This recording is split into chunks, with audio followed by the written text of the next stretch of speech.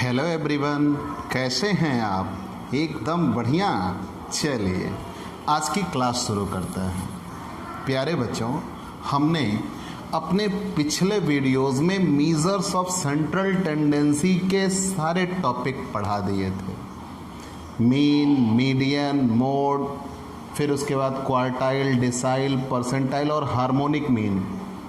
केवल हमने अपने पिछले वीडियो में एक टॉपिक अभी नहीं पढ़ाया है और ये पढ़ा लेने के बाद पूरा मेजर्स ऑफ सेंट्रल टेंडेंसी समाप्त हो जाएगा। उस टॉपिक का नाम है ज्योमेट्रिक मीन या गुणोत्तर माध्य। ठीक, ज्योमेट्रिक मीन या गुणोत्तर माध्य। पहले आप ये जानिए आखिर गुणोत्तर माध्य है क्या। ध्यान देना बच्चों, गुणोत्तर माध्य मैंने जब पढ़ाया था मीन माध्य, तो माध्य को कहा था कि माध्य दो टुकड़ों में तोड़ा जा सकता है। एक माध्य को दो टुकड़ों में तोड़ा जा सकता है, एक गणितीय माध्य मैथमेटिकल मीन, एक स्थितीय माध्य।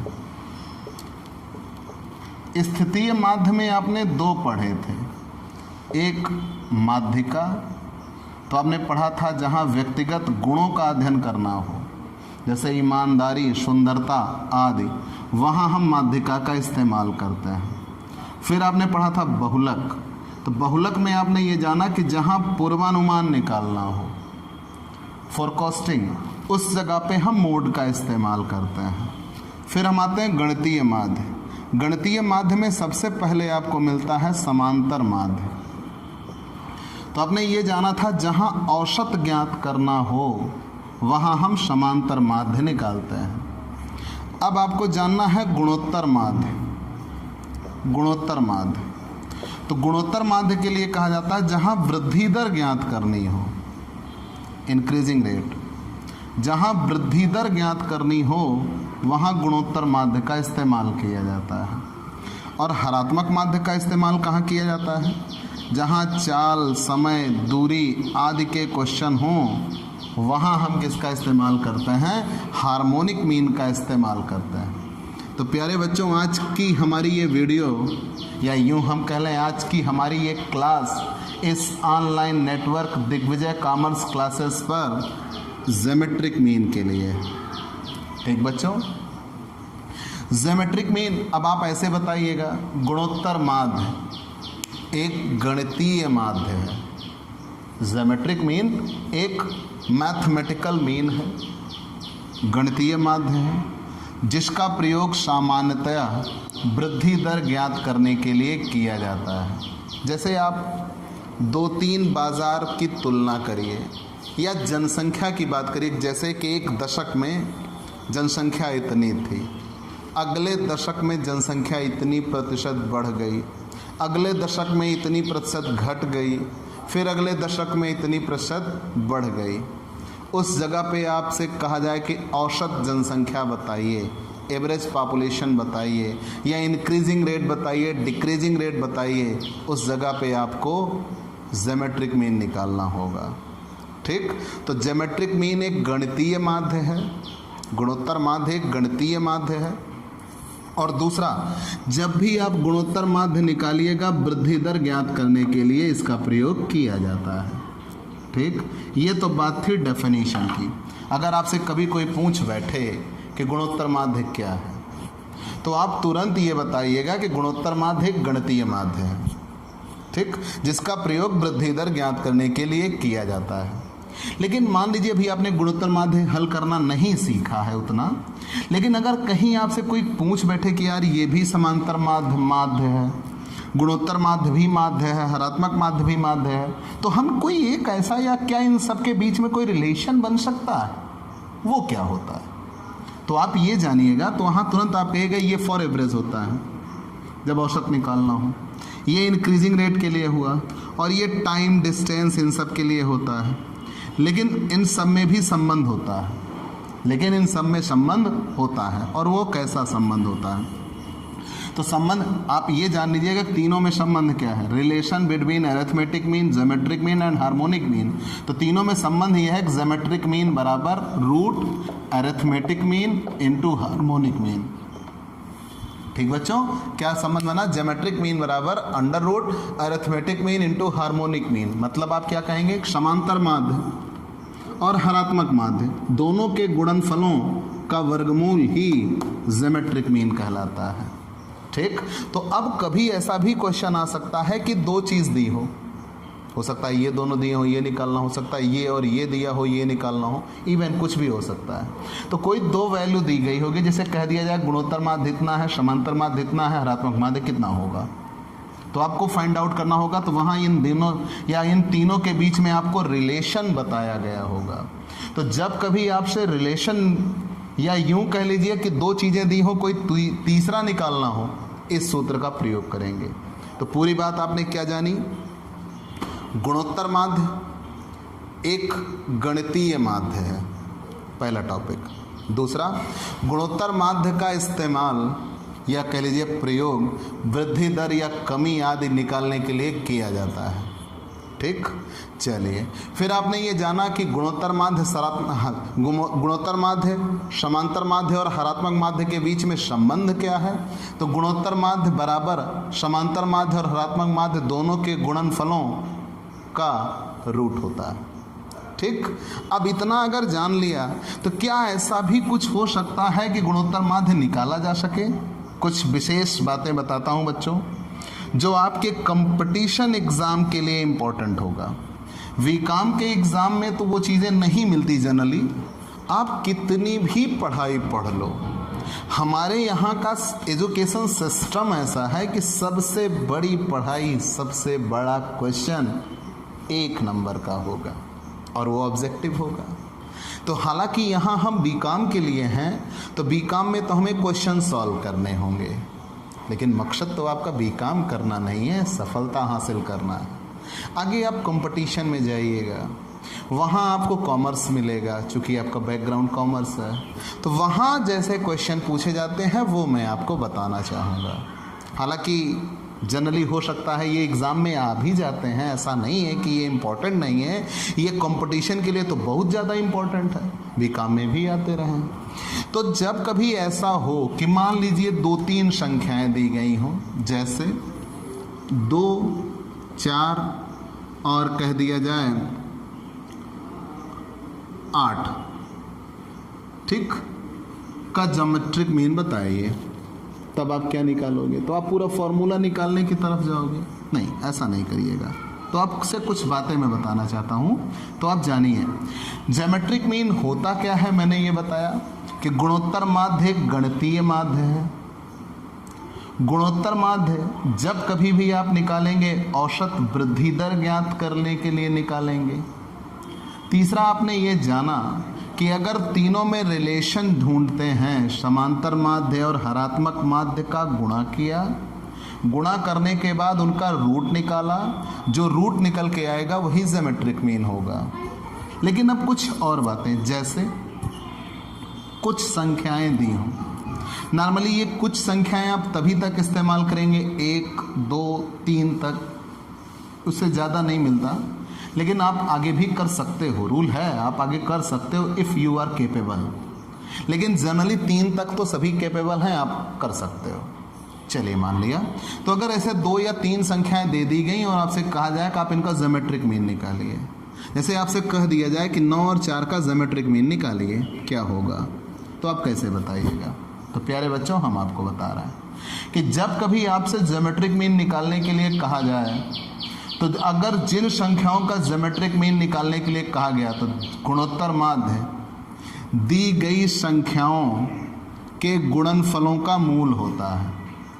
आप नोट्स बनाते चलिएगा। गुणोत्तर माध्य दी गई संख्याओं के गुणनफलों का रूट होता है। तो यहाँ दी गई संख्याएं कौन है, 9 और 4, तो इनका गुणनफल क्या होगा, 36, और इनका रूट क्या होगा, तो 36 और कितनी संख्याएं थी, 2, तो मतलब हम यहाँ रूट निकालना है, तो इसका कितना हो जाएगा, 6। लेकिन यहाँ पे हम कैसे निकालेंगे गुणोत्तर माध्य, तो यहाँ निकालना होगा। तो देखिए बच्चों, 2 गुणे 4 8, 8 64 64, लेकिन इसका जब रूट निकालेंगे तो यहाँ 3 हो जाएगा। क्यों? क्योंकि नंबर ऑफ, कह लीजिए कितनी संख्याएं दी गई थी, 3, तो यहाँ हम 3 निकालेंगे, तो इसलिए कितना हो जाएगा 4। 4 चौक 16 चौको 64। ध्यान देना बच्चों, मतलब यहाँ क्या निकल गया, घन, क्योंकि 3 संख्याएं थी। यहाँ कितनी संख्याएं थी, 2, तो क्या निकल के आया, रूट। अगर मान लीजिए यहाँ 4 संख्या होती तो, यहाँ मान लीजिए 4 संख्या होती तो तब आप क्या करते, तो फिर वही चीज़ निकलता, यहाँ 4 संख्याओं का गुणा होता और गुणा होने के बाद यहाँ क्या हो जाता, 4। ठीक, यहाँ क्या हो जाता, 4। तो मतलब ये कि जब कभी आपको ज्योमेट्रिक मीन निकालना हो तो ज्योमेट्रिक मीन के लिए फॉर्मूला क्या होता है, दी गई संख्याओं के गुणनफलों का रूट होता है। ठीक, दी गई संख्याओं के गुणनफलों का रूट होता है। तो अगर 2 संख्या होगी तो वर्गमूल निकाला जाएगा, 3 संख्या होगी तो घनमूल निकाला जाएगा, 4 संख्या होगी तो 4 रूट हल करेंगे, 5 संख्या होगी तो 5 रूट हल करेंगे। तो कहने का तात्पर्य यह है कि हम कभी भी ज्योमेट्रिक मीन निकाल सकते हैं। लेकिन अब यही एक बात और बच्चों, अगर बीच में कोई संख्या 0 आ जाए तब क्या होगा, इनका ज्योमेट्रिक मीन बताइए। तो जब किसी भी संख्या या दी गई संख्या में बीच में 0 आ जाए, दी गई संख्याओं के बीच में या कहीं भी किनारे कोई 0 आ जाए, तो जब 0 आएगा तो इन सबका परिणाम वो क्या कर देगा, इनटू करने के बाद 0, तो उसका ज्योमेट्रिक मीन भी क्या आएगा, 0 आएगा। उसका ज्योमेट्रिक मीन भी क्या आएगा, 0। जैसे इसका आप करिए तो यहाँ 2 गुणे 4 गुणे 8 64 इंटू 0 मतलब 0, तो यहाँ पावर 4 होगी और ये क्या हो जाएगा 0, तो उसका रिजल्ट क्या निकल के आएगा, एब्सोल्युटली 0। तो इस दशा में अगर कहीं कोई संख्या बीच में 0 है तो उसका गुणोत्तर माध्य भी क्या आएगा, 0 आएगा। ठीक, अब एक मन में और बात निकल के आई, अगर बीच में कोई संख्या नेगेटिव होता, 2 -4 और 8, तो इसका गुणोत्तर माध्य नहीं निकाला जा सकता। क्यों? क्योंकि उसका गुणोत्तर माध्य अगर हम हल करते हैं तो वो इनफाइनाइट बनता है, अनंत संख्याओं में से कोई भी उसका रिजल्ट आ सकता है। तो अगर इनका गुणनफल, क्योंकि रूट जो हल किया जाता है वो ऑलवेज पॉजिटिव का हल किया जाता है, नेगेटिव का हल नहीं किया जाता। तो अगर आपसे कहीं ये कहा जाए कि कोई एक आप गुणा करिए और गुणनफल अगर नेगेटिव आ रहा है तो उसका रूट नहीं हल हो सकता। ठीक, लेकिन उसका ज्योमेट्रिक मीन नहीं हल हो सकता। लेकिन अगर यही मैं आपसे कहूँ कि 2 -2 है, -4 है और 8 है, आप इसका निकालें तो ज़रूर 2 संख्याएं नेगेटिव हैं, लेकिन इनका जो इनटू होगा वो पॉजिटिव आएगा। माइनस माइनस टकरा के हो जाएंगे प्लस, तो 2 चौक 8 28 64, ये प्लस 64 आएगा। इधर क्या आता, -64 आता। तो यहाँ ज्योमेट्रिक मीन नहीं निकाला जा सकता, लेकिन यहाँ ज्योमेट्रिक मीन निकाला जा सकता है। तो फाइनल बात यह है कि अगर दी गई संख्याओं का गुणनफल नेगेटिव है तो geometric mean is not possible, और अगर दी गई संख्याओं का गुणोत्तर माध्य निकालना है और दी गई संख्याओं का गुणनफल पॉजिटिव है तो ज्योमेट्रिक मीन आएगा। तो जब कभी गुणोत्तर माध्य निकालना हो तो दी गई संख्याओं के गुणनफलों का रूट ज्योमेट्रिक मीन होता है। ठीक बच्चों, ये तो बात थे कंपटीशन, या यहाँ भी आपको मिलेंगे, रूल हैं, क्वेश्चन किताब में हैं, मिल जाएंगे। अब हम आगे चलते हैं आपके लिए श्रेणी की ओर। जैसे जिस श्रेणी के आधार पर आप मेजर्स ऑफ सेंट्रल टेंडेंसी पढ़ते आए हो उस तरीके से क्वेश्चन दिया जाएगा तो आप कैसे सॉल्व करेंगे। ये छोटे क्वेश्चन हैं, डायरेक्ट हल होते हैं, इसलिए हमने आपको बता दिया। क्योंकि आपके एग्जाम में छोटे क्वेश्चन भी आते हैं 2 नंबर के और 4 नंबर के। तो अगर वो छोटे क्वेश्चन आते हैं, बेसिकली 2 नंबर के आते हैं अवध यूनिवर्सिटी में, इलाहाबाद स्टेट यूनिवर्सिटी में 4 नंबर के भी क्वेश्चन आते हैं। तो अगर छोटे क्वेश्चन में ही आता है तो आप इन फॉर्मूलों से इस्तेमाल करिएगा। ठीक, ध्यान देना बच्चों। तो आपको अभी तक क्या क्या बातें बताई गई।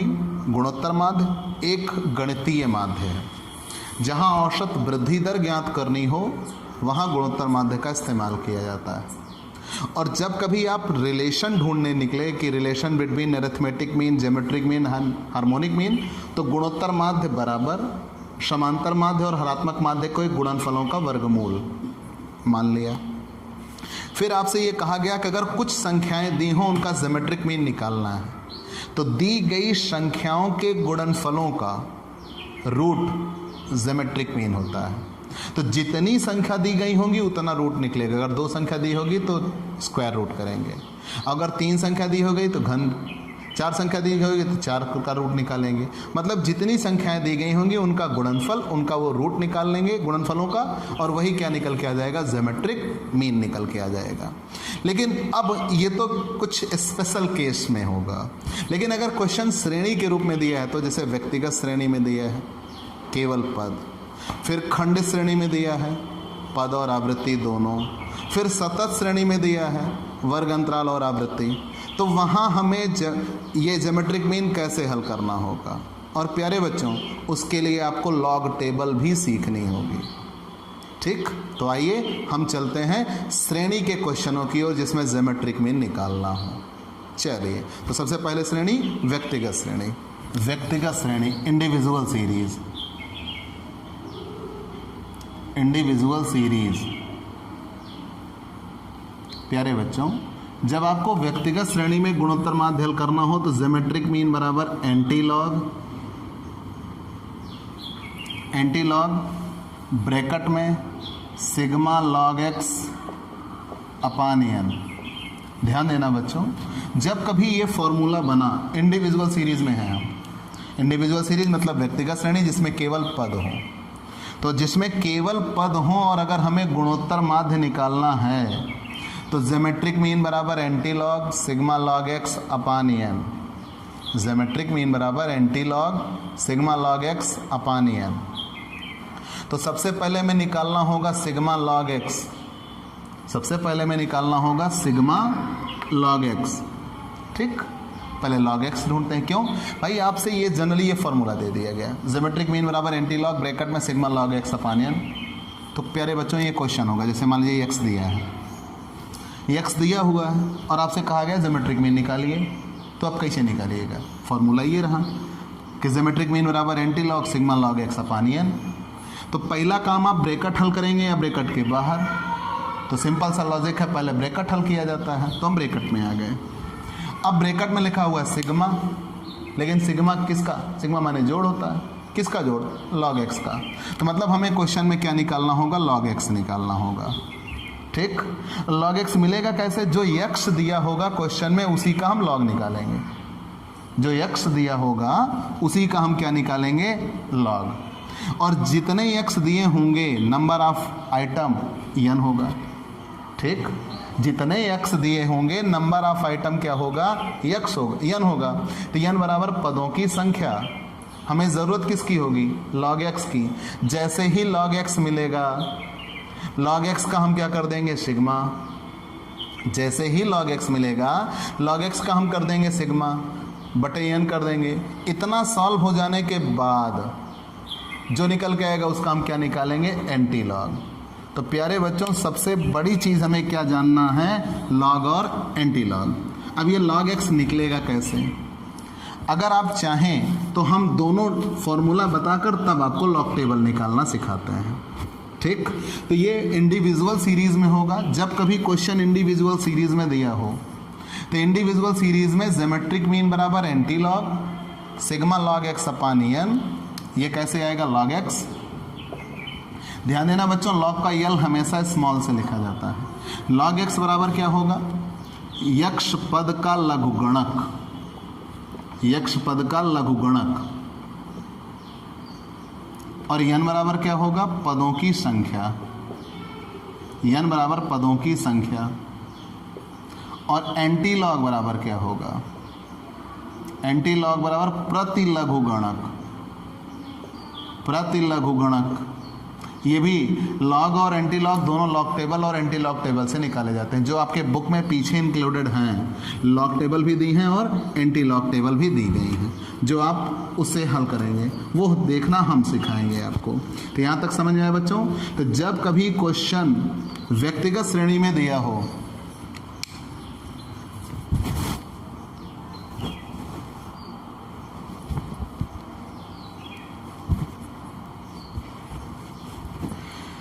जब कभी क्वेश्चन व्यक्तिगत श्रेणी में दिया हो और आपको ज्योमेट्रिक मीन निकालना हो तो ज्योमेट्रिक मीन बराबर anti log sigma log X upon N. log x बराबर यक्ष पदों का लघुगणक, n बराबर पदों की संख्या नंबर ऑफ आइटम, और एंटीलॉग प्रति लघुगणक को कहा जाता है। ध्यान देना बच्चों, अगर मान लीजिए आपको खंडित और शतः श्रेणी में दिया है तो डिस्क्रीट एंड कॉन्टिन्यूअस दोनों एक ही जैसे होते हैं, क्योंकि डिस्क्रीट कॉन्टिन्यूअस दोनों तो हैं, दोनों में फ्रीक्वेंसी होती है, इसमें पद और फ्रीक्वेंसी होती है, एक्स और एफ दिया होता है। इसमें क्लास इंटरवल और फ्रीक्वेंसी होती है, लेकिन इसमें क्लास इंटरवल से आप क्या निकाल लेते हो, एम बी, जैसे ही एम बी निकालते हो बन जाता है एक्स, तो दोनों में एक्स और एफ मिल जाता है। तो मतलब जब दोनों में एक्स और एफ होता है तो इसलिए दोनों एक जैसे होते हैं, इसीलिए दोनों में एक ही फॉर्मूला इस्तेमाल होता है, डिस्क्रीट और कॉन्टिन्यूअस। अब हम आते हैं डिस्क्रीट और कॉन्टिन्यूअस में हल कैसे करेंगे। तो ज्योमेट्रिक मीन बराबर antilog sigma F log X divided by N. Formula क्या बनेगा, ज्योमेट्रिक मीन बराबर antilog sigma F log X upon N. ध्यान देना बच्चों, ज्योमेट्रिक मीन बराबर फॉर्मूला बना antilog sigma F log X upon N. तो पहले हमें हल क्या करना होगा, ब्रैकेट के अंदर हल करेंगे, ब्रैकेट के बाहर। पहले हम ब्रैकेट के अंदर हल करेंगे, एफ लॉग एक्स। तो एफ लॉग एक्स कैसे आया, एफ इंटू लॉग एक्स। तो एफ तो क्वेश्चन में दिया रहता है, डिस्क्रीट सीरीज में एफ तो दिया रहेगा, आपको क्या निकालना होगा, लॉग एक्स। लॉग एक्स बराबर वही चीज़, यक्ष पद का लघुगणक या यक्ष पद का लॉग आप कह लीजिए। एन बराबर क्या होगा, टोटल ऑफ फ्रीक्वेंसी। यहाँ एन बराबर क्या होता है, टोटल ऑफ फ्रीक्वेंसी। लेकिन अगर यक्ष ही ना दिया हो तब आप लॉग एक्स कैसे निकालेंगे। तो एक्स बराबर एम बी होता है सतत श्रेणी में, कॉन्टिन्यूअस सीरीज में, और एम बी बराबर फॉर्मूला होता है L1 प्लस L2 अपान 2। ध्यान देना बच्चों, जी एम बराबर antilog sigma F log X upon N. तो सबसे पहले हम ब्रैकेट के अंदर हल करेंगे, F log X. F log X कैसे मिलेगा, F into log X. Question में एफ दिया रहेगा, जरूरत किसकी होगी, लॉग एक्स की। तो लॉग एक्स बराबर एक्स पद का लघुगणक, और अगर लॉग एक्स निकालना और एक्स क्वेश्चन में ना दिया हो तो एक्स बराबर क्या होगा, एम बी। और एम बी बराबर फॉर्मूला बनता है L1 प्लस L2 अपान 2। अगर इतनी चीज़ें मिल जाएं तो आसानी से हल हो जाएगा। लेकिन बच्चों अब आप यहाँ टेक्निकली देखिए, क्वेश्चन में एक्स दिया होगा तो हमें क्या निकालना होगा, लॉग एक्स। अगर एक्स और एफ दोनों दिया होगा तो एक्स से पहले हम लॉग एक्स निकालेंगे, फिर एफ और लॉग एक्स दोनों का गुणा करेंगे तो क्या आ जाएगा, एफ लॉग एक्स। तो मतलब हमें सबसे पहली चीज़, बारीकी की चीज़ क्या देखना है, लॉग निकालना। ठीक, लॉग ज्ञात करना। तो आप हेडिंग बनाइए और नोट्स बनाइए, लघुगणक ज्ञात करना। ठीक, कैसे हम फाइंड आउट लॉगरिथम्स, लघुगणक कैसे देखा जाता है, कैसे निकाला जाता है, वो सिखाते हैं आपको। जनरली आप क्लास 9th में लॉग टेबल से लॉग निकालना सीखे हैं, आपको आता है। भाई आप तो अच्छे विद्यार्थी रहे हैं, लेकिन हम सब तो उस ज़माने में थोड़ा कम पढ़ा लिखा करते थे। दूसरी चीज़ ये है कि हमारा बैकग्राउंड भी बायोलॉजी का रहा है, लेकिन हम आपको सिखाते हैं। और याद रखिएगा, इससे बेहतर आपको लॉग टेबल कोई सिखाएगा नहीं जितना मैं आपको सिखा रहा हूँ। और आप जीवन में कभी लॉग टेबल नहीं भूलिएगा, ये मेरा प्रॉमिस है। चलिए मैं सिखाता हूँ आपको लॉग निकालना। ये फॉर्मूला समझ में आ गया हो तो मैं आगे बढ़ूँ। फिर से आप जान लो, क्वेश्चन में क्या होगा, ज्योमेट्रिक मीन निकालना होगा इंडिविजुअल सीरीज में। एक्स दिया होगा, फॉर्मूला लगाएंगे antilog sigma log X upon N. तो पहले हम लॉग एक्स निकालेंगे, लॉग एक्स निकालना है एक्स पद का लघुगणक, एन बराबर पदों की संख्या। अब मुद्दा ये बना, एंटीलॉग फिर निकालेंगे। डिस्क्रीट एंड कॉन्टिन्यूअस सीरीज में जी एम बराबर antilog sigma F log X upon N. F log X निकालने के लिए F into log X, log X निकालने के लिए एक्स पद का लघुगणक। अगर एक्स ना दिया हो तो एक्स बराबर एम बी, और एम बी बराबर L1 प्लस L2 अपान 2, और एन बराबर होता है टोटल ऑफ फ्रीक्वेंसी। अब हम आते हैं लॉग निकालना, कैसे लॉग निकाला जाता है। ठीक, तो चलिए लॉग ज्ञात करना, लॉग ज्ञात करना, लॉग ज्ञात करना। प्यारे बच्चों, जब भी आपको लॉग निकालना हो तो लॉग दो टुकड़ों में टूट जाता है। आप नोट्स बना रहे हैं। लॉग ज्ञात करना हो तो लॉग कितने टुकड़ों में टूट जाएगा? दो टुकड़ों में। एक होता है करेक्टेसिस, ये इंग्लिश वर्ड है, आप इंग्लिश में भी लिख सकते हैं, करेक्टेसिस। और दूसरा होता है मेंटेशा। ठीक, जब भी लॉग ज्ञात करना हो, लॉग दो टुकड़ों में ज्ञात किया जाता है, एक करेक्टेसिस, दूसरा मेंटेसा। करेक्टेसिस, मेंटेसा दोनों इंग्लिश वर्ड हैं, करेक्टेसिस, मेंटेसा। अगर हम इनकी हिंदी ढूंढें तो करेक्टेसिस को पूर्णांश कहा जाता है और मेंटेसा को धनांश कहा जाता है। ठीक, लेकिन जब भी आपको लॉग निकालना हो, जिस किसी डिजिट का निकालना हो, आप दो टुकड़ों में लॉग निकालते हैं, करेक्टेसिस और मेंटेसा। प्यारे बच्चों, जैसे मान लीजिए मैं अभी आपसे जनरली कह दूं कि 12 का लॉग क्या होगा। ठीक, तो 12 का लॉग होता है 1.0792। अब ये तो मैंने कह दिया, लेकिन कैसे कह दिया? How it is possible? तो आप जानिए, मैं आपको एकदम बारीकी से समझाना चाह रहा हूं कि जब कभी आपसे लॉग निकालने के लिए कहा जाए, जैसे मैंने गिनती लिख दी 12 का लॉग क्या होगा, तो आप देख रहे हो कुछ चीज़ें यहाँ दशमलव के पहले हैं, कुछ चीज़ें दशमलव के बाद। तो बच्चों, जो दशमलव के पहले है वो करेक्टेसिस है और जो दशमलव के बाद है वो मेंटेसा है। मतलब हमें कितनी चीज़ें निकालनी हैं? दो, करेक्टेसिस और मेंटेसा। तो करेक्टेसिस कैसे निकलता है? तो यहाँ पे करेक्टेसिस निकालने का पहले आप नियम सीखिए। दी गई संख्या, मतलब जो डिजिट दी गई है, दी गई संख्या जितने अंकों की होगी, जितने अंकों की होगी, तो यहां मैंने कौन सी संख्या लिखी थी? 12। तो 12 कितने अंकों की संख्या है? क्या 12? अरे नहीं भाई, इसमें कितने डिजिट हैं? 2 डिजिट हैं। तो दी गई संख्या, आप कहते हो ना 2 अंकों की सबसे बड़ी से बड़ी संख्या बताइए। तो 2 अंकों की सबसे बड़ी से बड़ी संख्या कौन होती है? 99। फिर आप कहते हो 4 अंकों की सबसे बड़ी संख्या बताइए, तो 9999। मतलब कि वो आखिरी संख्या। तो यहाँ कितने अंक हैं? 12, 2 अंकों की संख्या है, 1 और 2। जब 2 अंकों की संख्या है तो दी गई संख्या जितने अंकों की होगी उससे एक कम, उससे एक कम करेक्टेसिस होगा। अब यहाँ देखेंगे, संख्या नहीं देखेंगे, फिर उसकी अंक देखेंगे, कितने अंकों की संख्या है। जैसे 12 का करेक्टेसिस 1 होगा। करेक्टेसिस कितना होगा? 1 होगा। बात समझ में? कैसे? क्योंकि ये कितने अंकों की संख्या है? 2 अंकों की संख्या है। तो जितने अंकों की संख्या दी गई होती है उससे एक कम करेक्टेसिस होता है। ठीक, जैसे बच्चों मान लीजिए आपसे कहा दिया जाए 567, 567 का करेक्टेसिस कितना होगा? ये कितने अंकों की संख्या? 3 में से एक कम कर दिया तो कितना हो जाएगा? 2। मान लीजिए आपसे कह दिया जाए 5475 का करेक्टेसिस बताइए, तो ये कितने अंकों की संख्या है? 4 अंकों की। तो इससे एक कम, मतलब इसका करेक्टेसिस कितना होगा? 3। तो नियम क्या बनता है? जितने अंकों की संख्या होगी उससे एक कम कर देते हैं। ठीक प्यारे बच्चों, तो नियम क्या बनता है? जितने अंकों की संख्या होगी उससे एक कम कर देंगे। जब हम उससे एक कम कर देंगे तो वही करेक्टेसिस आ जाएगा। और एक बात ध्यान देना, जनरली बच्चे यहाँ गलती कर जाते हैं। जैसे मान लीजिए यहाँ दिया हो 4, इसका करेक्टेसिस निकालना है, जल्दी में कह देते हैं 3 होगा। क्यों भाई? ये कितने अंकों की संख्या है?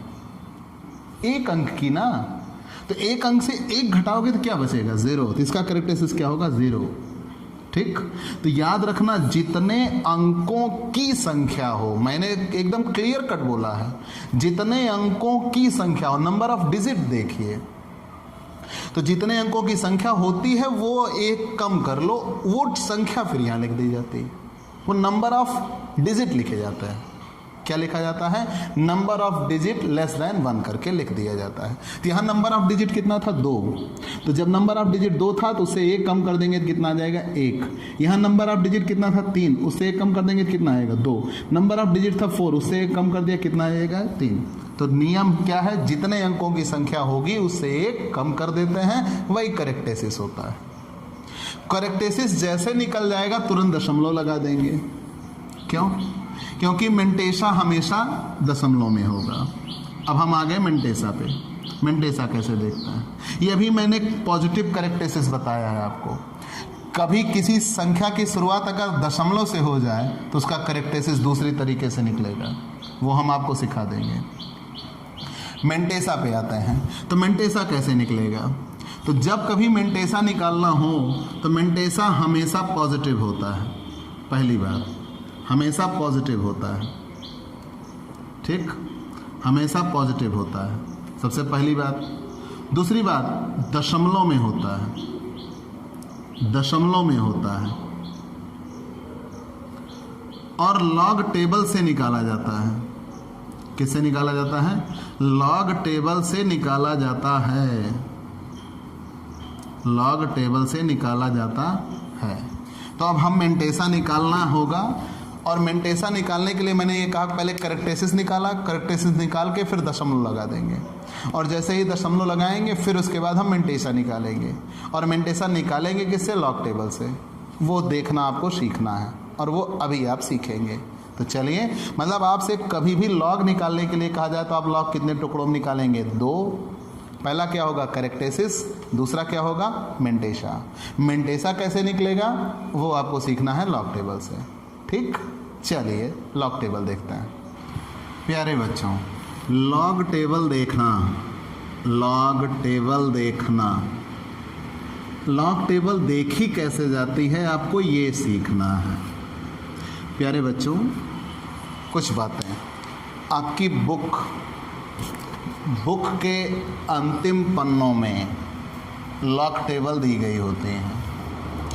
लॉगरिथम्स लॉग टेबल के लिए है, और ये 10 से लेकर 99 तक दी गई है। जैसे ही आप एक पेज पीछे पलटेंगे आपको एंटी लॉग मिल जाएगा, और ये 0.00 से 0.99 तक दिया होता है। तो मुद्दा ये है कि लॉग टेबल बिना बुक के तो आप नहीं देख पाइएगा। दूसरी बात, मैं कोशिश करूँगा कि आपको इस डिस्क्रिप्शन में लॉग टेबल की PDF आपको भेज सकूं, ताकि अगर आपके पास बुक भी ना हो तो आपको लॉग टेबल वहाँ से मिल जाए। या जो मुझसे व्यक्तिगत रूप से जुड़े हैं उनके WhatsApp पर लॉग टेबल मैं ज़रूर सेंड कर दूँगा, ताकि उन्हें ज़रूरत ना पड़े बुक की। लेकिन फिर भी अगर आप लॉग टेबल देखना चाहते हैं तो आपके पास ज़रूर होना चाहिए बुक, और अगर नहीं है तो आप PDF डाउनलोड करके उसका प्रिंट आउट निकलवा लीजिए। और अब मस्तिष्क में आपके एक बहुत बढ़िया क्वेश्चन बना है कि एग्ज़ाम में लॉग टेबल प्रोवाइड कराई जाएंगी, उससे ही आपको सॉल्व करना होगा। हाँ, देखने का मुद्दा हम सॉल्व करते हैं, लॉग टेबल देखते कैसे हैं, और ये सबसे कठिन बात है, लॉग टेबल देखते कैसे हैं। तो जनरली एक लॉग टेबल का फॉर्मेट मैं यहाँ बनाने का प्रयास करता हूँ। जब भी आपको लॉग टेबल देखना होगा, लॉग टेबल 0, 1, 2, 3, 4, 5, 6, 7, 8, 9, 0, 1, 2, 3, 4, 5, 6, 7, 8, 9। अब यहाँ शुरू हो जाएगा main difference, main difference, main difference. चलो इसको थोड़ा ज़्यादा ब्लैंक कर देते हैं,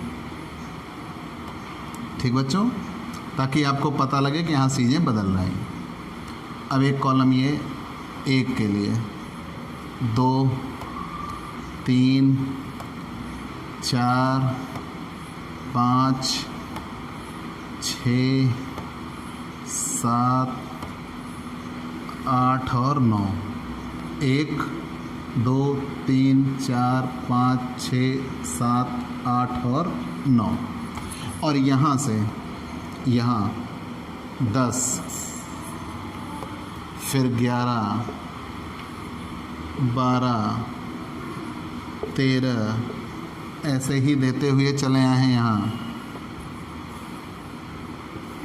97 98 99। ठीक बच्चों, ऐसे लॉग टेबल दी गई है। चलिए भाई, जितना हमारे पास लिमिटेड रिसोर्स हैं उसके बावजूद मैं आपको लॉग टेबल समझाने का प्रयास कर रहा हूँ, और यकीन मानिए इससे बेहतर आपको लॉग टेबल कहीं नहीं सीखने को मिलेगी, ये मेरी गारंटी है। ठीक, आप ज़बानी याद कर जाएंगे लॉग टेबल, ये मैं इन रिटन देने को तैयार हूँ। प्यारे बच्चों, इससे बेहतर आपको लॉग टेबल सीखने को नहीं मिलेगी, आप ज़बानी याद कर लेंगे, ये मैं कह सकता हूँ। चलिए कोशिश करते हैं। मान लो बच्चों में लॉग निकालना है, तो लॉग निकालने के लिए कोई भी संख्या हो सकती है। जैसे मान लो 8 का लॉग निकालना है, मान लो 18 का लॉग निकालना है, मान लो 137 का लॉग निकालना है। ठीक, मान लो 500 या 5848 का लॉग निकालना है, मान लो 95,935 का लॉग निकालना है, तो कैसे निकालेंगे?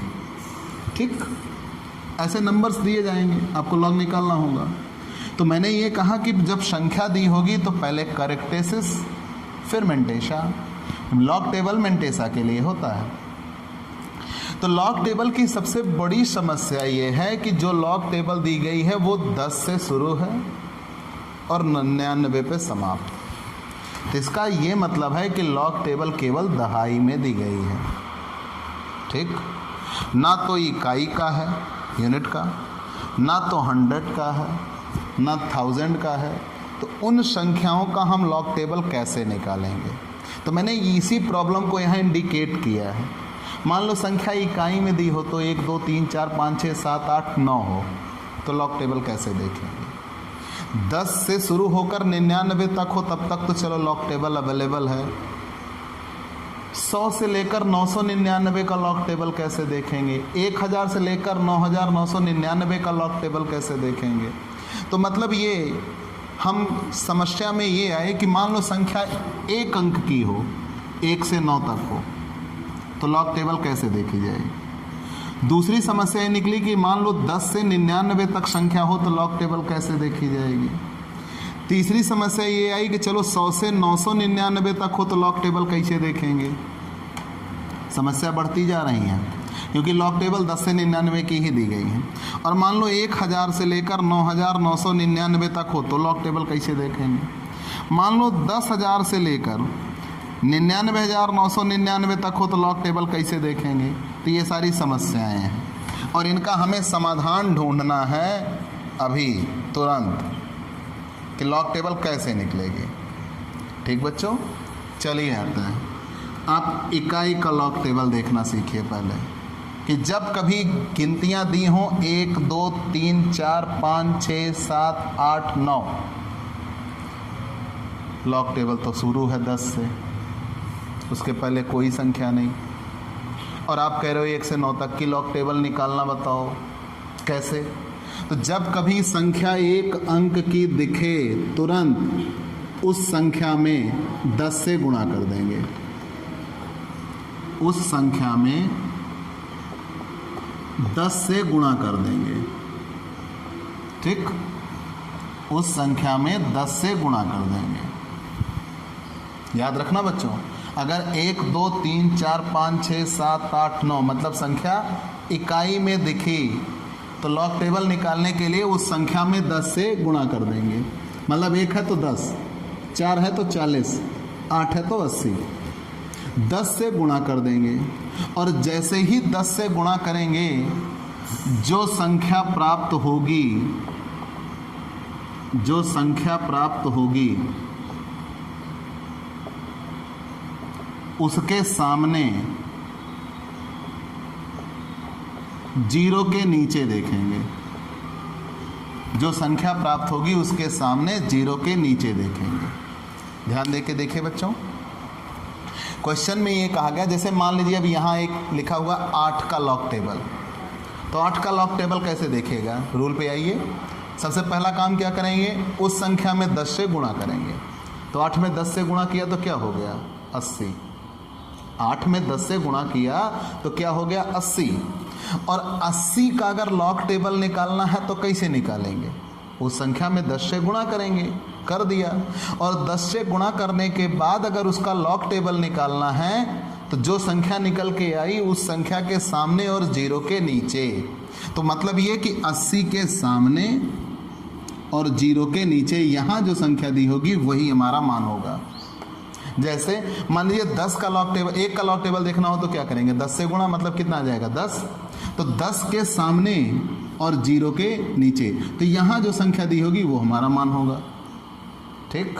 तो अगर एक अंक की संख्या हो तो आप कैसे देखिएगा? मान लो 5 दिया हो तो 5 का आप लॉग कैसे निकालिएगा? 5 के सामने, तो 5 तो है नहीं, 5 में तुरंत हम 10 से गुणा कर देंगे, हो जाएगा 50। तो 50 के सामने और जीरो के नीचे। ठीक। तो जब कभी आपको लॉग निकालना हो, इकाई का निकालना हो, जिस संख्या का लॉग निकालना है उस संख्या में 10 से गुणा करके सीधा उसके सामने जीरो के नीचे। आगे बढ़ जाते हैं। आप अगर 10 से 99 तक की संख्या दी गई है, तब 2 अंकों की संख्या दी गई, तब आप क्या करिएगा? तो जब 2 अंकों की संख्या दी गई हो तो बहुत आसान, हमारे पास तो लॉग टेबल 2 अंकों में दी ही गई है। 1 अंक में दी गई थी तो हमने उसको 2 अंक में बनाया 10 से गुणा करके। लेकिन जब 2 अंकों का लॉग टेबल निकालना हो तो बहुत अच्छा, दी गई संख्या, मतलब जो डिजिट दी गई है, दी गई संख्या के सामने जीरो के नीचे। जैसे आपसे कहा जाए 99 का लॉग देखिए, तो 99 का लॉग कैसे देखेंगे? 99 के सामने और जीरो के नीचे। मान लो आपसे कह दिया जाए 85 का लॉग टेबल देखिए, तो 85 के सामने जीरो के नीचे। मतलब जिस संख्या का लॉग देखना है, जो संख्या दी, अगर वो 2 अंक की संख्या है तो दी गई संख्या के सामने और जीरो के नीचे। दी गई संख्या के सामने और जीरो के नीचे।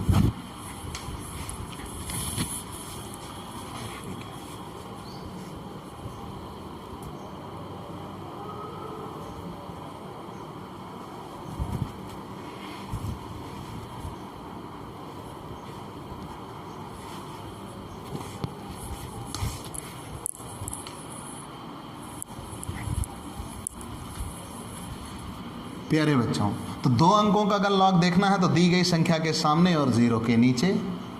ऑब्वियसली अगर आपसे मैं कहूँ 75 का लॉग टेबल बताइए, तो 75 के सामने जीरो के नीचे। 12 का कहूँ तो 12 के सामने जीरो के नीचे, यहाँ। ठीक। तो जो संख्या दिख जाएगी वही आपका मान होगा। अब मुद्दा है, अगर 3 अंकों की संख्या हो तब क्या करेंगे? लॉग टेबल केवल 2 अंकों की दी है, 1 अंक की दिया था तो हमने उसमें 10 से गुणा करके उसको 2 अंक की बनाया, तो जो संख्या बन के सामने है उसके सामने जीरो के नीचे देखा।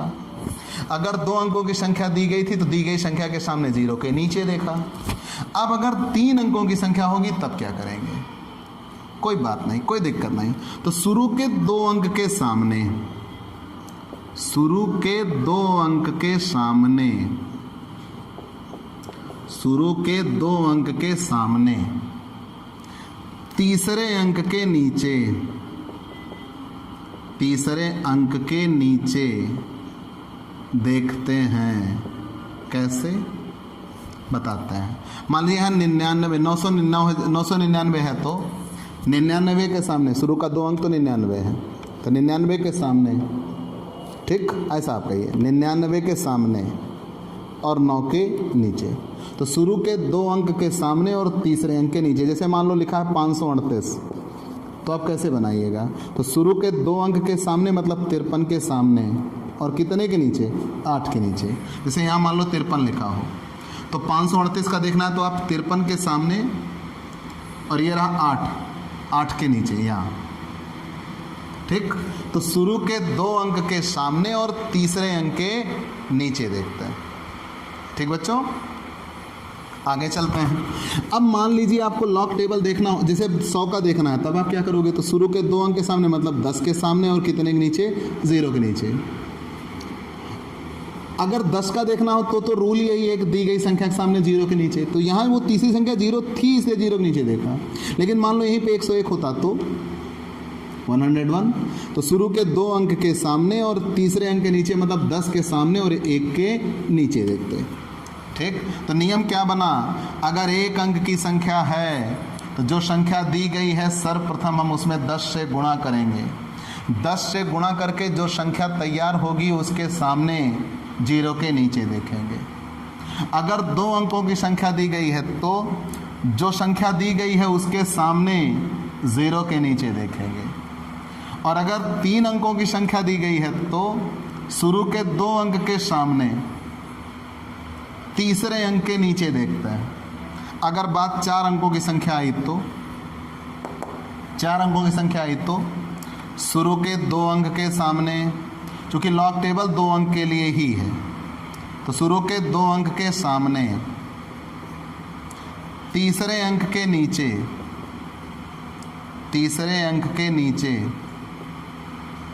चौथे अंक का मीन डिफरेंस निकालते हैं। चौथे अंक का मीन डिफरेंस निकालकर पीछे से जोड़ देते हैं, पीछे से जोड़ देते हैं। ठीक, कैसे, आइए समझाते हैं। मान लीजिए दिया हुआ है 5987 और इसका आपको लॉग टेबल देखना है, तो कैसे देखिएगा, शुरू के 2 अंक के सामने मतलब कितने के सामने, 59 के सामने, किसके नीचे, तीसरे अंक के नीचे मतलब 8 के नीचे। तो यहाँ जैसे मान लो 59 दिया हो तो अब ये 5987, तो 59 के सामने ऐसे आएंगे, 8 के नीचे यहाँ जितनी वैल्यू होगी वो यहाँ लिख लेंगे। ठीक, 59 के सामने 8 के नीचे, 59 के सामने 8 के नीचे। फिर इसी सीध में आगे बढ़ेंगे।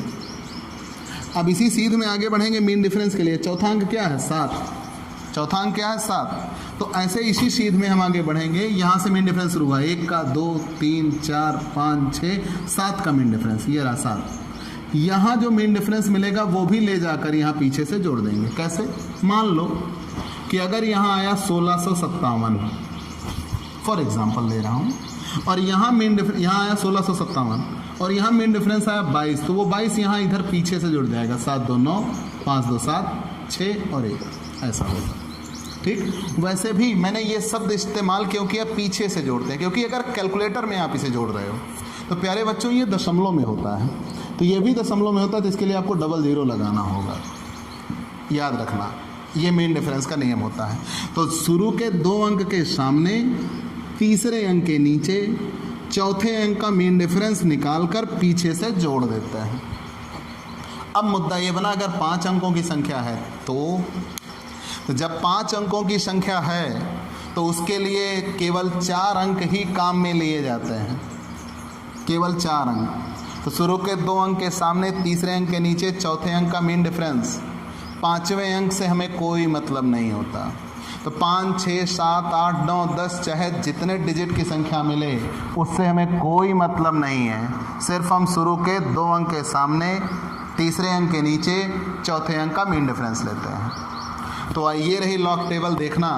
तो जब लॉग टेबल मिल जाएगी तो करेक्टेसिस पहले मिल चुका है, दशमलव लगा के लॉग टेबल की वैल्यू मेंटेशा होगी, फिर क्वेश्चन सॉल्व किया जाएगा। तो प्यारे बच्चों, आज के लिए सिर्फ इतना। आप लॉग टेबल देखना सीखिए। ये रहा, आप इसका स्क्रीनशॉट ले लीजिए कि अगर एक अंक की संख्या दी गई हो तो संख्या में 10 से गुणा करके, उस संख्या में 10 से गुणा करके जो संख्या बनेगी उसके सामने 0 के नीचे।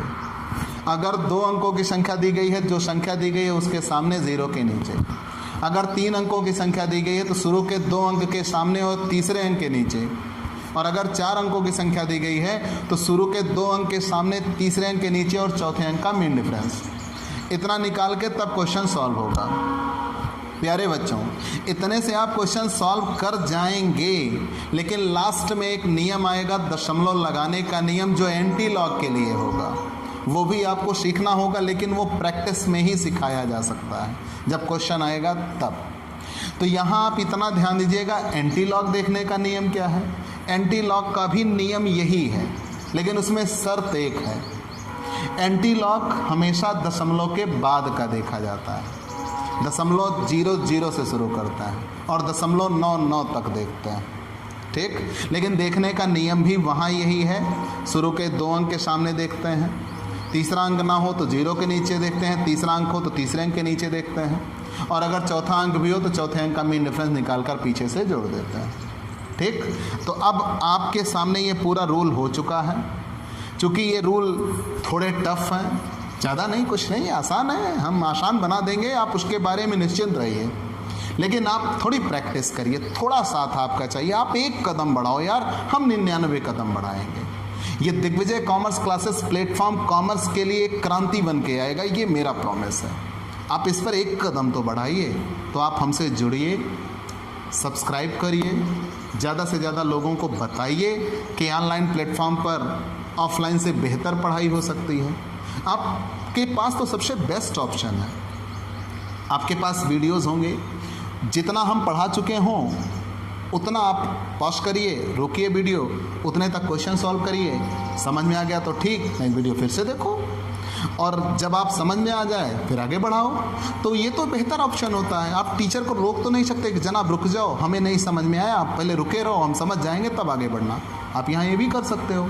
तो सबसे बेहतर मौका होगा आपके लिए पढ़ाई का।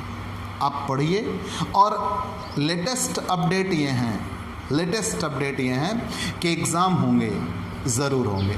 अगर एग्ज़ाम होंगे, और कहा यह गया है मंत्रालय द्वारा कि एग्ज़ाम समय पर होंगे, उसमें कहीं कोई कटौती नहीं होगी, सेशन शून्य नहीं होगा, सत्र की समाप्ति पर एग्ज़ाम होगा, और जब होते थे तभी होगा। और अगर एग्ज़ाम होगा तो आपको पढ़ाई करनी ही होगी। तो आप कोरोना वायरस आदि की वजह से ये कतई मत सोचिए बच्चों कि एग्ज़ाम नहीं होंगे। पढ़ाई पढ़नी है, ज़रूर पढ़नी है, सबसे बेहतर पढ़नी है, ठीक। हम इस उम्मीद के साथ कि आप और विद्यार्थियों और स्टूडेंट को इसके बारे में जोड़िएगा, अगर हम बेहतर पढ़ाते हैं तो, ठीक। आप कमेंट करिए, लाइक करिए, और ज़रूर से ज़रूर करिए, बेल आइकॉन दबाइए, और हम यथाशीघ्र लाइव होने का प्रयास करेंगे, ठीक। चलते हैं, अगले वीडियो के साथ फिर हाजिर होंगे। तब तक के लिए बाय बाय दोस्तों।